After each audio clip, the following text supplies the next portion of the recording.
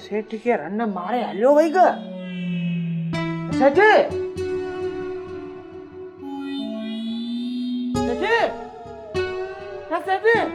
मरी वेगा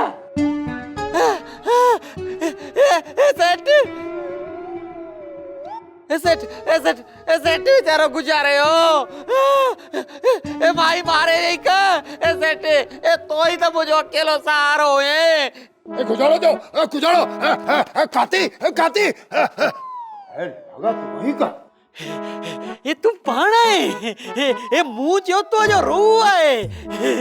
ये तू तो ना जेरो है अरे नन भागा तू सच्चो ही आओ तो जेड़ो मरी बच्चो है ये पर तू तो चंगू बोलो लगो बैठो है अरे स्वरा हो मरीस आओ कौन बचन तुम्हें मरीविस ये निभागा ये तू घणन के मारे पोई मरा दे ये किथे दो मरे अरे स्वरा कुजाड़ो पियो सोचिए ये सेठे ये हाँ यो पियो चुआ ये मासी हीर किथे है ये रात थी हुई है ये कुजाड़े ले भैया है अरे स्वरा हो अस्पताल जो बिल देने भैया है ये चवी कुजाड़ो पियो ये रात जो अस्पताल जो बिल अरे ऑपरेशन सी छोरो जाओ है पुट जाओ है उन जो बिल देने भैया है बिल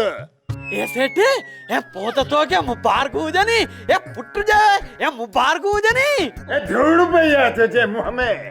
ये पर सेठे ये तो जे विहाव गेता냐 ये महीनों भी की न जोए ये अगवाटे पुट लख लानत जानी सरा कौन सुधरंदे ए मुख कुजाड़े ले पे लान तूने ए पुट तो उनके जायो है ए मुख तो की न जायो है ए जो मुख पे लान तूने अरे सोरा तू न सुने तो न समझे तो हे सेठे ए मौजे मगज में ई गाल कोन पी अचे ए एके महीने में तो बिल्ली भी बच्चो कान जानी दिया है ए हिन के किया थियो ए सोरा पुट उन रन के की न जावा ये पो ये कुजाड़ो पियो चिवी ये मो के समझाए तो सही अरे पुट हुन जे भा के जावा है बिलवरी न सेठ परवा है कारो मो मोजो थियो है ए हां ए तो पो इने चो ना ए मां भी चवा ए हमरा गस लगो पियो है ए खर्चे जे करे थियो आयो है अरे चंगो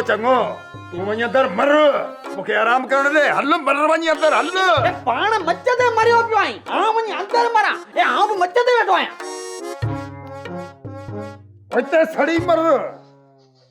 सोप सीरियल सारंग जा तमाम एपिसोड्स ॾिसो HD क्वालिटी में विजिट करियो असांजो YouTube channel Sindh TV HD drama subscribe कयो असांजो official YouTube channel Sindh TV HD drama ऐं वधीक अपडेट लाइ बेल आइकन खे क्लिक करियो।